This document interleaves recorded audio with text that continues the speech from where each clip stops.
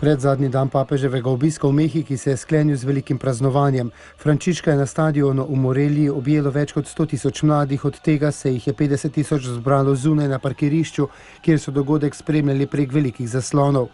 A tudi ti so papeža lahko videli v živo, saj se je med njimi zapeljal s papamobilom.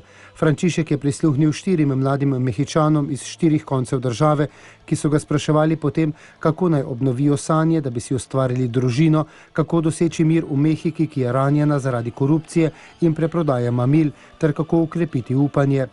Papež je poudaril, da edini način biti mlad ni takšen, da prepusti življenje v roke trgovcev z mamili ali v roke tistih, ki širijo le uničenje in smrt. Jezus nas ne bi nikoli poslal umret, vse v njem je namreč vabilo v življenje. To je bilo eno najbolj barvitih množičnih srečanj za papeža v Mehiki, saj so ga mladi pozdravili z mahanjem z raznobarvnimi rutkami in pesmijo. Papež je mladim poudaril, ena izmed največjih zakladov te mehiške zemlje je njen mladosten obraz, mladina. Jaz ste bogatstvo te dežele, nisem rekel upanje te dežele, vendar bogatstvo.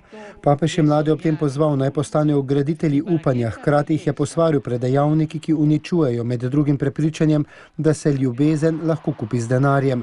Velika nevarnost je, kadar nekdo misli, da z denarjem lahko kupi vse, vključno z naklonjenostjo drugih.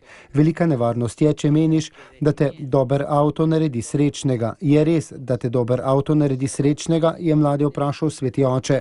Morelija je središče proizvodnje in trgovine s sintetičnimi in drugimi mamili. Papež je mlade zato pozval, naj se ne pustijo preslepiti tej bedi.